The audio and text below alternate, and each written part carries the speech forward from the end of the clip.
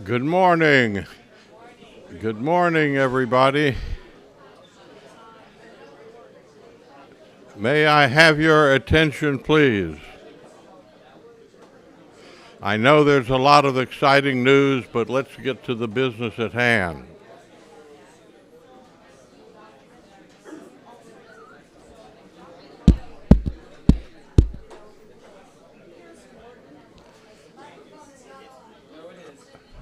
Oh, okay.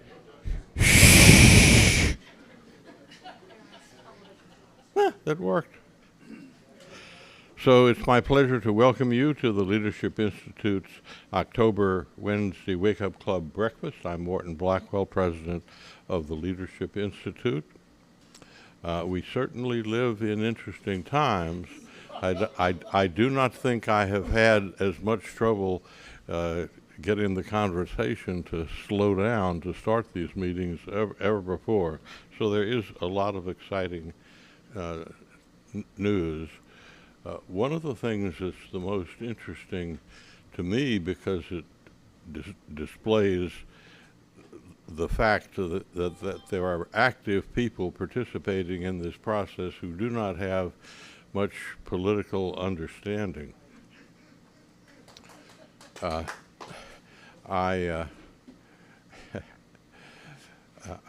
see that there is at least one member of the Republican conference who has suggested that the conference choose Donald Trump to be the new Speaker of the House.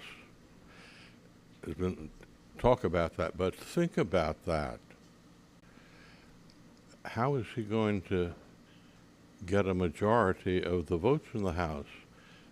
Are people not aware that among the House Republican Conference there are a good number of people whom I would refer to as content-free Republicans who would do on the left what conservatives in the House did in removing the Speaker? They would vote with the Democrats to prevent Trump from becoming Speaker. And I mean, it's a non-starter, and it's foolish if you have an understanding of the way politics works in this country. I encourage you to live tweet today's event. The hashtag is on the screen. In 2023, your Leadership Institute has already trained 19,265 conservatives at 1,118 separate training programs. And that 9,265 thus far this year compares with the total trained in all of last year, which was 15,173. Since 1979, the Institute has trained over 276,803 activists, students, and leaders. You have before you our schedule for the upcoming months.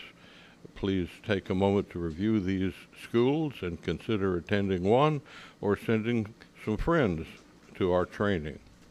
If you are watching online, you can visit our website at leadershipinstitute.org/training to see upcoming online and in-person trainings. It's now my pleasure to introduce Cooper Brown, who will offer an invocation and lead us in the Pledge of Allegiance. Cooper is from Mesa, Arizona, and is a graduate of Southern New Hampshire University, where he studied political science. He has been politically active since 2018, when he started his own conservative club at Northern Arizona University. Cooper has published work in political magazines such as Modern Treaties. Growing up, Cooper participated in sports, including football, track and field, and combat sports. Cooper enjoys cooking and playing the piano. Cooper is today an intern at the Institute for the J. Henges Center for Youth Leadership. Cooper, would you step up, please?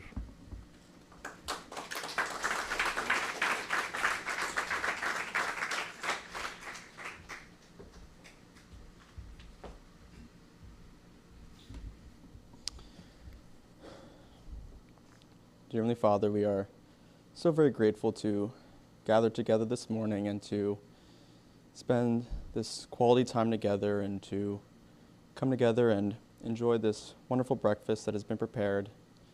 We are so very grateful to have Morton here with us and to be here at the Leadership Institute and enjoy the company of others, and we pray that the Spirit may be with us and that we may enjoy the speaker and that the Spirit may bless him, and that the words that he may speak may carry out forth, and that its knowledge and words may feel our hearts and give us an opportunity to better ourselves and to improve this country. And we're also so very grateful for the prosperity of this land and for all the many blessings that has been granted unto it. We love thee so very much, and we're so very grateful for thy sacrifice, and we say these things in the name of thy Son, Jesus Christ. Amen.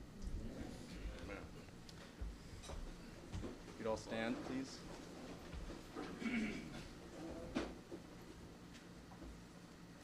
I pledge allegiance to the flag of the United States of America and to the republic. Program's report. He is the Leadership Institute's Director of Professional Services, where he oversees our intern program, our career trainings, and conservativejobs.com, which is the Institute's free online job placement platform. Matthew first joined the Institute in 2009 as a Campus Leadership Program Regional Field Coordinator and has been an indispensable member of LI's faculty ever since. In addition to Matthew's work at LI, he is very engaged in grassroots conservative organizing in Northern Virginia and also across the country. Matthew? Thank you, Morton. There are 35 days left until Election Day 2023. Thought you'd be interested to know. And I'm so grateful that Morton didn't steal my joke or my Washington Post here this morning. Monday's Washington Post in the style section ran an interesting story called "The MAG American Dream Lives in Sarasota." You can pick this up probably in bird cages across Northern Virginia. As you likely know, Leadership Institute opened a Sarasota office in August, housing LI's school board leadership program aimed at identifying and training school board leaders, first as activists and prospective candidates, then once they get elected to their school board. The Post dedicated 2,939 words to Sarasota's conservative oasis, including a portion to Leadership Institute's efforts. They even quoted Morton accurately. The Post reports, quote, "Ladies and gentlemen, it is my belief that the left has greatly overreached," Blackwell told a packed room. They're pitting people against each other. They're teaching that America is evil. That is not acceptable. We are here to turn the tide. And in fact, if you turn to page C10, Monday's Washington Post style section, top of the fold, full-colored, lovely photo of Morton and Bridget Ziegler and Riley Gaines and a number of other supporters. I encourage you to track that down wherever bird cages can be found here in Northern Virginia. Your Leadership Institute is, in fact, turning the tide. In just the last 2 weeks, you heard the totality of the training report from Morton a moment ago, but in just the last 2 weeks, Leadership Institute has trained 1,404 conservatives in just the last 2 weeks at 130 different training sessions,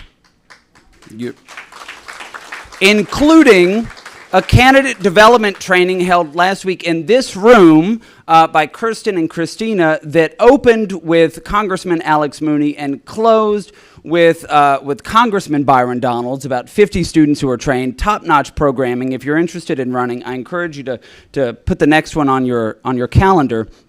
A program in partnership with our friends at the Heritage Foundation's Project 2025 to identify staff, I see Dennis Dean Kirk over there, to identify staff for the next conservative presidential administration, and a host of trainings across the country, including one just up the road in Pennsylvania that produced about 150 graduates. In my own division, the careers team continues to provide high-impact training to job seekers while developing high-level partnerships with conservative organizations. To that end, If you or someone you know is looking for your next career opportunity in the conservative movement, I encourage you to visit conservativejobs.com. Who knows, you might even land your dream job as Speaker of the House. Thank you. Thank you very much, Matthew. That's great. All right, well, you can see we are making great progress, and as I just told our excellent speaker, who's an old friend and hero of mine, we are in the period of greatest growth ever in the Leadership Institute, programmatically, financially, physically, personnel-wise. These recent years have been superb, and this year we're doing better than we've done in the recent big years. So I want to thank the Leadership Institute donors, many of whom are here, because we could not do this without your help. And now it's my pleasure to introduce to you Aya Delani, thank you, who will introduce Sam Brownback. Aya Delani is from Woodbridge, Virginia, and is a senior at George Mason University. She's majoring in global affairs with a concentration in the Middle East and North Africa, with a minor in forensic psychology. Over the summer, she interned at the American Legislative Exchange Council, ALEC, in their Public Affairs Division. After graduation, Aya wants to pursue a master's degree in public policy, and she hopes to work for a political nonprofit. Aya is the External Affairs social media intern. Aya?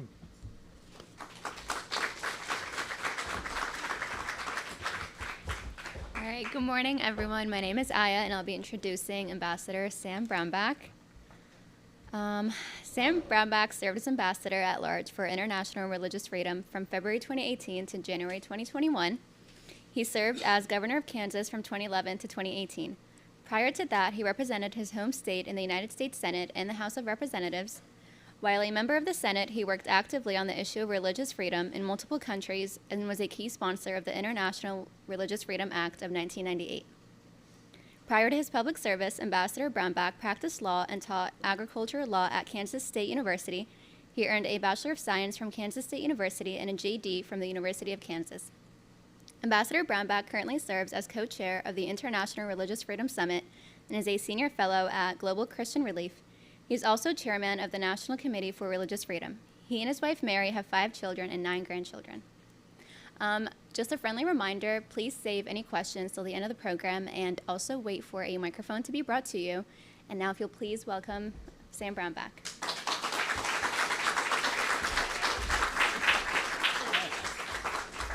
Thanks, Aya. Wonderful introduction, and appreciate being here and the chance to see a number of you, a number of old faces that I've been around and been with and worked with over many years. I've been in public life.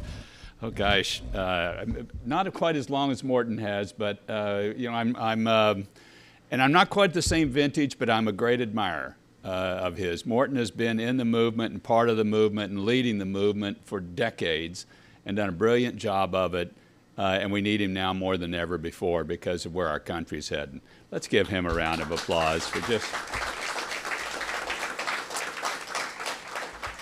And the longer I've been around, the more I recognize longevity is a beautiful thing. And it's a needed thing. You need that institutional knowledge and memory and also kind of motivation to remind people, yes, we're in an important fight, stay with it. Don't back down. Keep going. And then also just the lessons learned, because you know, we as human beings, you constantly are learning lessons. And Morton probably will learn a few today that he could then pass on to other people as we go along. So Morton, God bless you. He's the proverbial brown shoe in Washington, and I see he even has him on today. So that's good. Maureen Bloom is here with me. She's working with the National Committee and the National Council for Religious Freedom, and she's helping a lot. Maureen, thank you for joining. So if you have some questions or comments or thoughts afterwards on some of the things I might present, Please catch her or me. Love to hear from either of you. She handed out and passed out an event we're doing October 18th that's in front of you. To my knowledge, this is one of the first gatherings of all of these groups together on the issue of religious freedom in America. And what we're trying to do is create a platform to start fighting and pushing back and fighting for our free exercise rights in this country. You have a constitutional right to free exercise. It was a brilliant piece of political and constitutional and human rights organizing to include that in the Constitution. That's in the First Amendment, of course, right? And remember, just stand back for a little bit, because we're here in Northern Virginia, so this is kind of the heart of a lot of the Constitution, and this is the place where religious freedom first took, was Virginia. This is the place. Tell me that Genghis Khan was the first inventor and developer of religious freedom. And I said, Genghis Khan, yes. Whenever he'd conquer a place, he'd let them practice whatever faith they want to, and if they didn't, if they didn't pay him taxes, then he'd kill them. But otherwise, you're free. You're completely free. And Thomas Jefferson, this guy was actually serious about this. He said Thomas Jefferson got the idea from Genghis Khan. He was reading a French biographer of Genghis Khan, and so I go, okay, I guess to each his own. We'll see. I was meeting with the Dalai. This is another side. I shouldn't do all this, but it's kind of funny, I think. I was meeting with the Dalai Lama in northern India, and I'm going to the airport to leave Dharamsala, India, and I'm reading everybody what gets, you get different theories floating around there. I guess every good idea has many parents, maybe the way to look at it. Free exercise. Back to our original founding. So we've got 13 colonies. They've got different religions in all of them. They leave a continent in Europe where they kill each other over religion. You got Catholics in one place, Protestants in another. Everybody's fighting about this, and you do kill each other and about this division. They come to this new continent. They've got 13 colonies here. They're trying to make it into a country, and you got the Baptists here and the Catholics there and Quakers here, and these are things you kill each other over at that time, right? So what do? They're thinking, okay, what are we going to do here? We're not going to have a federal religion. We will not have a national religion. So you have the anti-establishment clause at the first of it. There will be no established religion in the United States of America. Great idea. But to make sure that you can still practice your faith, because these are people of faith. The pilgrims come here looking for what? Religious land? No. Economic opportunity? No. Religious freedom, right? That's what they're coming here for in the first place, as many others did. So they said, so you can freely exercise your faith, and the government will not interfere with this. You have a free exercise clause, right? First Amendment, it creates and allows the founding of the very republic we're in.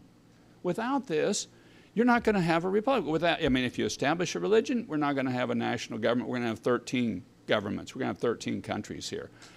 But without the free exercise, people weren't going to be able to practice their faith, which is what they came here in the first place for anyway. So this is a part of the brilliance of America, and that it's allowed this most diverse nation on earth to exist in somewhat harmony with each other. Now, we haven't always gotten it right. The LDS Church has been persecuted at different times. Catholics have been persecuted at different times. Baptists have been persecuted in different. We've had our hiccups along the way, but by and large, we've said, yes, you have a free exercise right to practice your faith. And we look at our rights, as you know, as God-given rights. These aren't government-given rights. These are what God gives you, and government is supposed to enforce these rights, correct? That's the way we look at these things. And to me, religious freedom is, in my faith, this is a God-given right that God, when He gave it to us, He knew we would mess it up. And then He knew He would have to send His Son to clean it up. And it would be the most expensive thing He would ever do. And He still does it. With all this pre-knowledge, He still does it. And you're going, well, why? There must be something incredibly valuable about a free soul. being able to choose its own path. Must be something incredibly valuable about this. And no government has the right to interfere with that. No government at all. And yet you find around the world, 80% of the people living in countries where they're persecuted for their faith. You find in China, our erstwhile enemy in our burgeoning Cold War that we've got with the Chinese Communist Party, you find the complete opposite view of religion as we do, the complete opposite view. We look at religious freedom as a cornerstone human right around which you can build your other human rights. You can build the free assembly, you can build free speech, but you got to have this one. With the communist Chinese look at religious freedom as an existential threat. They're at war with faith, and it's with all faiths. Right now you've got the Muslims in the western part of the country, concentration camps in a genocide, the Uyghurs are. They previously had done it to the Tibetan Buddhist, where they had a genocide really there. The Dalai Lama still can't go back. You can't put his picture up. Falun Gong, boy, God help you if you're a Falun Gong member and you get caught by the Chinese Communist Party. These guys are butchered, literally. Forced organ harvesting that's taking place. Christians locked up. Why are they at war with faith? You know, you got to kind of step back a second and just ask yourself, why is this such a big threat? And they look at it, I think, in reading the history of the Soviet Union, as religion being the only institution with enough strength, enough adherence to bring down a government. Religion threatens government because it's an institution that can actually stand up to government. Religion threatens culture because it's an institution that's built to ask culture questions. Are you going the right way? Are you doing the right things?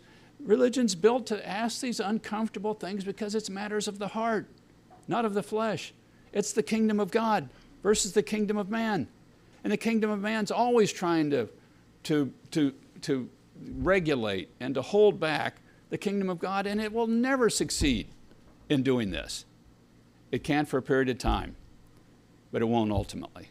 My best example of this is the Orthodox Church of Romania. I just love the irony of this example. I was over there meeting with the Patriarch of the Orthodox Church of Romania. Their headquarters is located in the former parliament building of Romania during the communist era.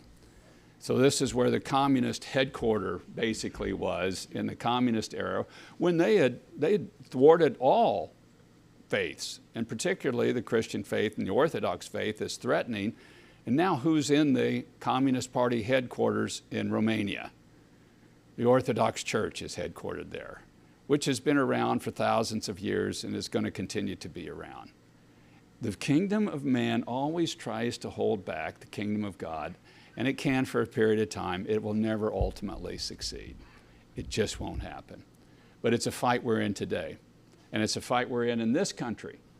And that's this meeting that Maureen and I are working on October 18th, bringing together people, religious freedom in America. And we've got to start fighting for the right here because it's being attacked here. Let me give you a few examples. We formed this group, National Committee for Religious Freedom. Within 45 days, we were debanked by Chase Bank. Closed our account. I show up to put a deposit, helping get the organization up and going, and the clerk at the Chase Bank said, "I'm sorry, that account's been closed." I said, "What?" "Yes, the account's been closed." "Why?" "I don't know. It just says here on the note it was done at corporate headquarters, and it's irrevocable, and not to give you any reasons." We were just debanked. And then later, as we continued to pursue this, they gave us 5 different reasons why we were debanked. Well, we were concerned about terrorist financing. Really? I've had top secret clearance multiple times of my career over the years. I was a U.S. senator, governor, congressman, ambassador, and I'm going to do terrorist financing. Well, we're concerned. You're a person of political interest. What's that mean? Well, it's actually a term that applies to foreign elected officials. I'm not foreign. I'm currently not in office. You missed it on 2 accounts on this one.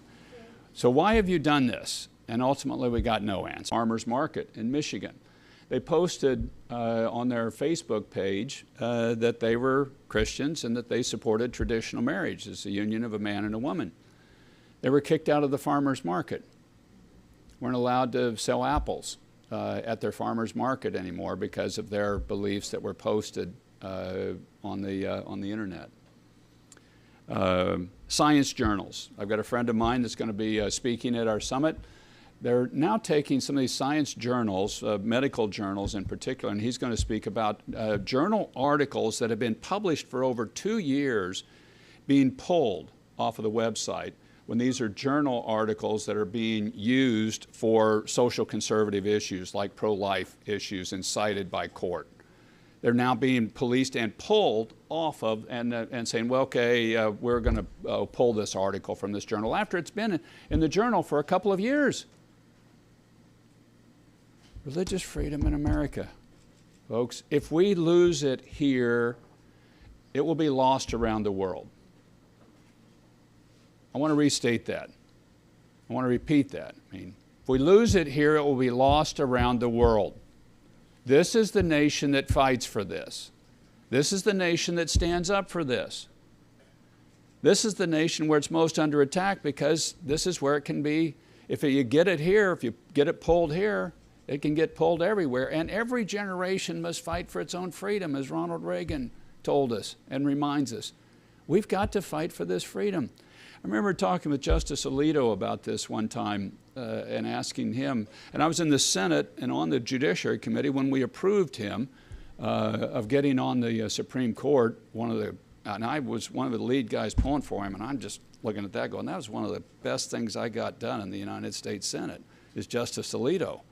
And say a prayer for that man and the others on the Supreme Court. They are under attack. But I asked him one time, I said, are we going to have religious freedom in America? And he's the best scholar on the court about this, and he is a scholar. And his response, I thought, was very insightful. He said, you're going to have it in the law. I'm not sure you're going to have it in the culture. And that's the issue. And that's why we've got to band together and start fighting for the free exercise right that is more American than apple pie and hot dogs. More. Because this is why we came here. And this, you cannot hold together this diverse nation without this. And you can't have the diversity we have. An example from Kansas, we've got a number of Amish people. Brian Riley is here and will know it's not just in Pennsylvania that you have Amish. A number of the groups, their children, they don't want their children to go to school past age 16.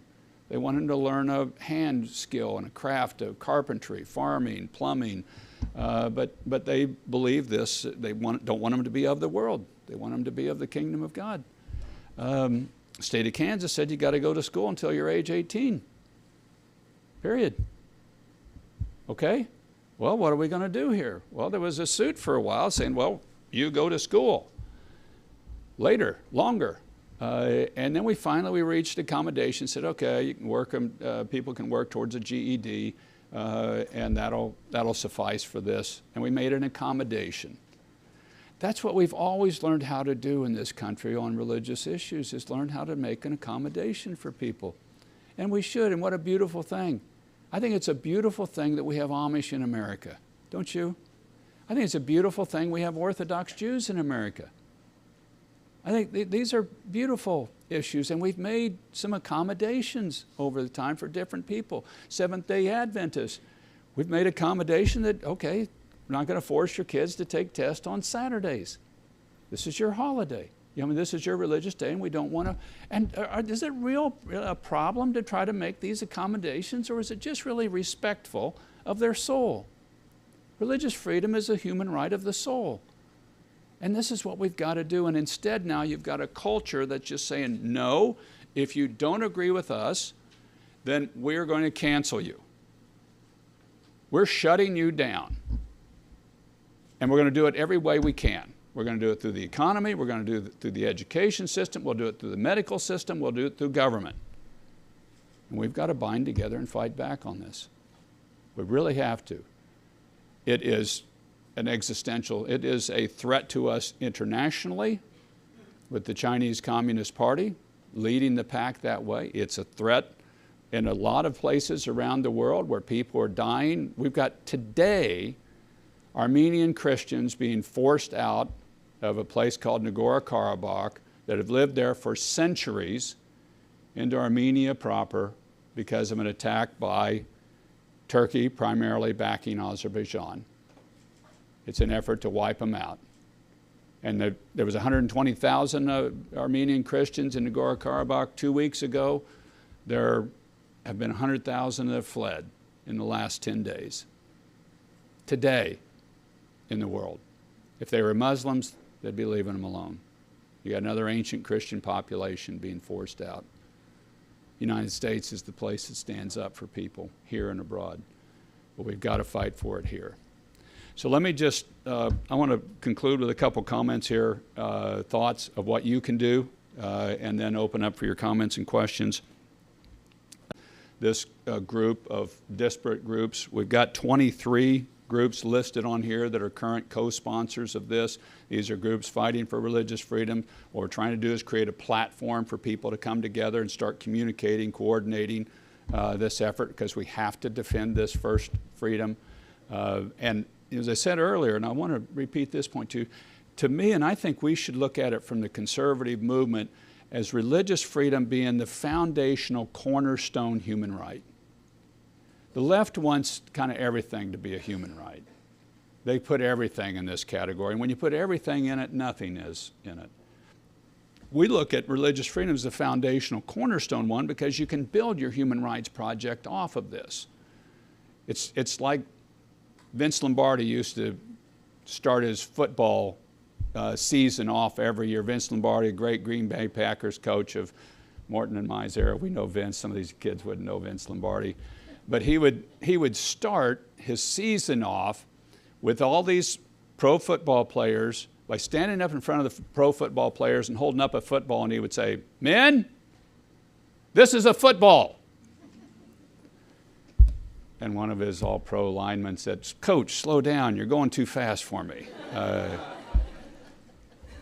But it's getting back to the basics is what he's doing. Okay, we're going to go into blocking, then we're going to go into tackling. We got to get back to the basics on human rights. We have lost ground on the global human rights project since 2005, and I think we lose ground when we make everything a human right. We got at this national meeting that I told you about. I also co-host an International Religious Freedom Summit. It's the 2 days before the National Prayer Breakfast, end of January, January 30, 31st, that it takes place, and that's one that you can be a part of. We've got to keep fighting. We got to organize. I think we need to get state groups that are working on religious freedom to come together and come together to start fighting for these rights in their states, because that's another place where we lose ground and where most of the fights take place at the state level. You've got a New York assemblyman here.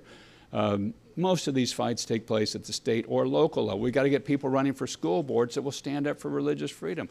We've got to back candidates. We need a scorecard, a religious freedom scorecard, so that people can see how candidates and people that are elected score on religious freedom. I'd like to see us do that. We're going to start working on putting something together like that. We need a coordination, communication entity where we communicate regularly on this and an online presence. Frank Wolf believes we need a lobbying firm here in Washington, D.C. to lobby just for religious freedom as one of the topics that we do. We need to take this organization out and make it go grassroots on religious freedom. And this is a final thought. I hope you'll be praying and in prayer about this. We have to fight like believers. When I speak to people about this point, and it's a final thought here, don't fight like a man. Fight like a believer. There's a difference. When David goes to face Goliath, and we're facing a huge cultural wave right now, and you guys know it. It's a huge cultural wave. He looks at Goliath, and they try to make him fight like a man, right? They try to put on the armor, the king's armor. Come on, let's go armor you up, and let's do that. And he puts it on and it's clunky and it doesn't work for him, and he goes, no, I'm not going to fight that way. I'm going to go out and get a couple stones here. I'm going to fight the way I know to fight. And he says to Goliath, you've insulted the living God, and you're not going to stand. And he, of course, as you know the story, he takes one rock, hits him in the middle of the forehead, and then kills Goliath with his own sword. That's the way we have to fight, like believers. You got to fight like a believer, not like a man. And the odds are against us. Beauty is God never needs a majority. He only needs a faithful remnant. I mean, remember Gideon's army. It starts out with 30,000, and God says it's too many. He gets him down to 300, and he says, okay, now let's go fight. Can you imagine if you're Gideon, you're going, wait a minute. They're thick as locusts down here that we're taking on. I had 30,000 here, and you got me down to 300? And we're going to take them on? Yes. Because God's with you. And they whip them all. It's getting down to about the odds now God likes, I think. But the key for us is you keep your eyes on Jesus. Keep your eyes, you fight like a believer, not like a man. And we'll win. We'll whip them all. You got to have that faith. Got to pray. Thank you all very much. Let me take comments or questions. I got a microphone. I have my fellow Kansan over here from Pittsburgh, Kansas. Okay. Dennis Kirk, as you probably know, the president. Wait, they've got a microphone for you here. The president appoints over 1,000 boards, commissions, trade groups, etc., 50,000 individuals in administration. And as I was from OPM watching this being done during the first year, I was amazed that all of them had the woke test and anti-religion test. And so the day we get in with a new conservative president, thank you God, we got to get rid of those people out of there because they are the people who are assassinating religion in America. What would you say is the next best way to do in the next administration to get that into power, to get leadership in freedom of religion? I think you ask people where you stand on the free exercise clause. That's a constitutional right. Ask people, if it's significant. And I'm one for asking questions. I'm a real believer in looking at history and your batting average. I don't really watch how a guy walks up to the plate. I look at how's he bat? What's his numbers? And I think we look at people's track records. And see, that's your best predictor of the future is what you've done in the past. And I think we clearly can and should. President Trump appointed a lot of people who are strong people of faith. As a friend of mine that was close to the president would say, he said he's not, how should I put it? He's had his own moral issues, but he likes Sunday school teachers and he likes to employ them. I think you really look at the past track record. Yeah, ma'am. Hi, thank you for your remarks. We met years ago on the Parents Television Council. That's one credit left off. And my name's Cheryl Rhodes, and I'm in theater and film, and I'm working with Dr. Ben Carson right now at American Cornerstone Institute on a series called Star Spangled Adventures, where we're talking about religious freedom and all stuff. Good. And my one note for the last 40 years, from Chicago, from Hollywood, from here, is conservative and groups of faith have got to focus on the culture. Yes. Just like Jesus told the parables. These are storytelling.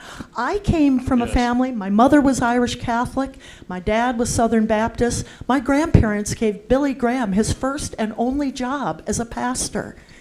And so we came from religious freedom. And now I have acting students that have been so indoctrinated, anti-Christian, anti-Semitic, various things like this.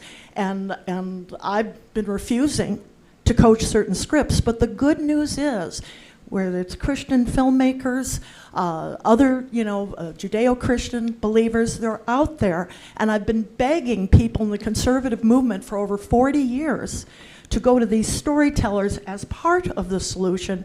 Yes. And as wonderful as the think tanks are, these people are being so indoctrinated. Yeah. And I had an 11-year-old cry on my shoulder because her teacher was telling her, that Christians would hate her because she was really a boy. And this is what's going on. I'm on the front lines there in show business. And help utilize storytelling as the left has been doing forever. So thank you for what you do. And as I say, anything that we in the entertainment industry, and I know many top producers who feel exactly the way we do, and we've got to help them too. Okay, and so I wanted, because you were on Parents Television Council, just any thoughts you may have on that. Sorry for the speech, but I'm so passionate about this because I'm seeing it right there. I got to serve for a while with Senator Moynihan, Daniel Patrick Moynihan, who is probably the last real cultural commentator on the Democrat side that really studied those sorts of issues and put out a report about the falling apart of the black family in the 60s. Martin, you remember this, that he had done this study and nearly got canned for it, but I mean, he was right, what we were saying. He made this one comment in the book that I just thought was absolutely right. He said, the central conservative truth is that culture is more important than government. What you honor, what you dishonor, what you uphold is more important than government. The central liberal truth is you can use government to change culture. And I think he had it right on both accounts. Culture is critically important. We have to engage the storytellers. And the beautiful thing is there's a market for what you put out. Look at some of these films, how well they have done when you're from a positive cultural standpoint. It's incredibly powerful and important. No, I couldn't agree with you more. Keep making the movies. Wherever you guys are going. Hi, what is the status of religious freedom in U.S.-backed apartheid Israel? I think it's overall pretty strong. We did the report annually on each country while I was ambassador on religious freedom issues in that country. It was never listed as a country of particular concern. It was never listed as a country of substantial concern. It's like any other nation has its issues. And just like we have our issues on religious freedom in the United States, it has its as well. I've seen recently, I just got a letter yesterday, day before, about a Orthodox, I believe it was an Orthodox Jew that became a Messianic Jew, and they don't want to grant him citizenship now. And you're looking at that going, but I think that's where we need to reach out and talk with people in Israel about it. It's certainly one of the best in the region. Most of that region is, they're very staunch Islamic populations that tend to just run out anybody if you don't agree with their view of religion. So you got a number of countries in that region where we've had huge problems. Iraq, that virtually killed off all the Christian population there. Okay, we had a question over here. Yes, thank you, Senator, for what you're doing. My question is, how important is the Supreme Court to protecting religious liberty in America? And what is your assessment? How serious is the threat by the left to pack the court and change the majority? How serious a threat of that is that, a threat to religious freedom? Supreme Court is critical.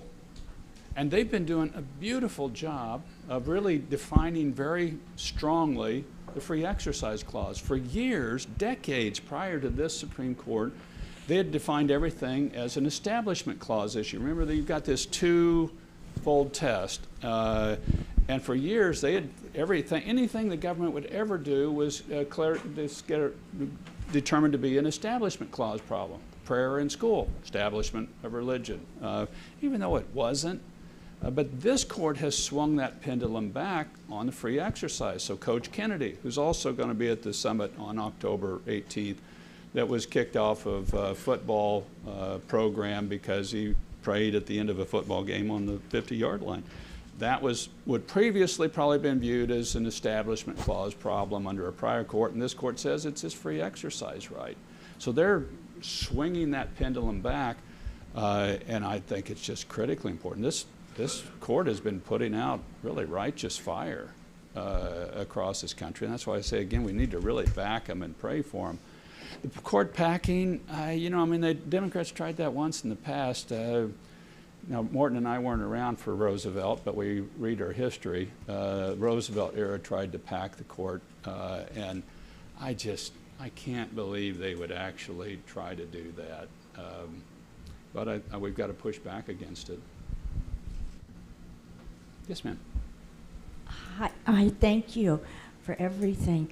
I live in New York, and when parents go in and complain, or religious leaders about the curriculum in the schools, undermining the religious formation of their children, they always say the same thing. It's a state mandate.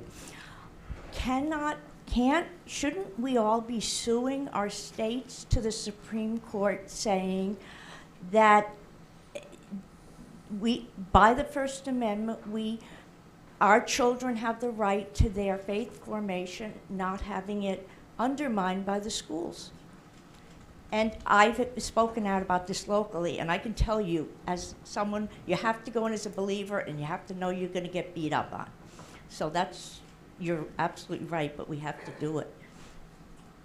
I think Jesus also told us that in this world you will have troubles, but be of good cheer. I've overcome the world. That's just kind of part of it. I'm glad you're going into school boards. I just think we've really got to press in on the education establishment because it's become such a doctrinational. They're just indoctrinating. And I think one of the biggest topics we've got to win on is school choice. Now, this has got to elevate as a topic for us on the right, because we got to get the kids out of the indoctrination system. And one other point that we have not done, but we've got to start doing, is corporations. We've generally on our side of the aisle just said, business is business and we're not going to mess with it.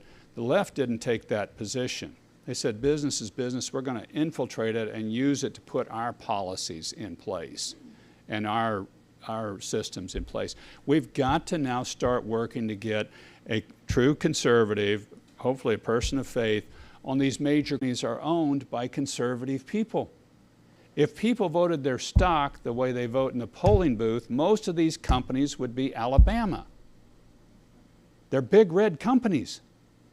Now you're seeing the State Treasurers Association, the conservative state treasurers have formed a group, the State Financial Officers Foundation, and they're starting to use their stock portfolio, because all of our states have pension funds and they're invested in stocks, and saying we will not let these companies that we own use the company to attack our values. And smart move. That's what we need to start doing. Is if we own these companies, then they need to start reflecting our values, not some woke corporate leadership in the group that's misusing the company. The companies ought to just stay to what they're doing. Budweiser should just be a beer company, not some social change agent company. That's really what they ought to do. But if they're going to go left, we're going to have to fight from the right, these companies. And this is a tactic we have not used in the past, and the left has used it very effectively for 10, 15 years at least now. And we've got to start getting into these companies. We got a resolution, ADF did it for us, on our situation that they would do an audit of JP Morgan Chase, of other cases and situations, if they exist, where they've debanked people because of whatever issues, and just do a report. Well, we lost the shareholder resolution, lost it big, but it taught me we've got to start getting into these companies. And if we do it it will benefit the companies and the world. Remember, these companies, they're not just in the U.S., they're global reaches. And so we help the rest of the world when we start going at some of these corporate misuse and abuse issues where they're trying to be used as social change agents instead of just a good business. I cry for Disney company. Walt Disney was a guy from Kansas City. He would not recognize that company today. I mean, he went in, this was about wholesome entertainment for families, for children. That's where he made it. That's what made it. That's what we all trusted until now. I've got a pastor friend of mine that walked out of the last 3 Disney movies he went to with his grandchildren. Walt he would cry about that. That's not what they're about. And it's hurting them, and it's hurting us. Morton's giving me the sign by standing up here. God bless you all. Thank you, sir.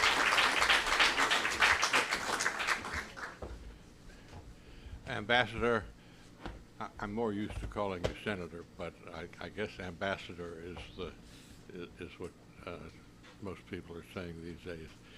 You have had a marvelously long and successful career fighting for conservative principles, and you're still at it, and God bless you. As a token of our appreciation, let me present to you one of the Leadership Institute's Adam Smith neckties. Thank you, sir. Thank you.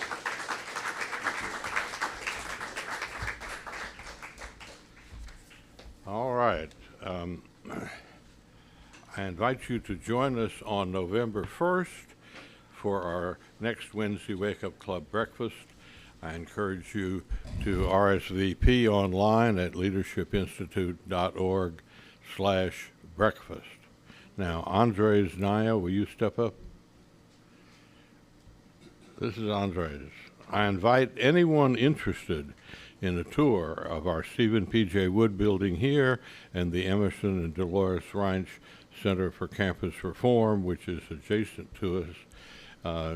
Meet with Andres here at the podium as we adjourn. He will give you a great tour of the Leadership Institute and will be happy to answer any questions that you might have.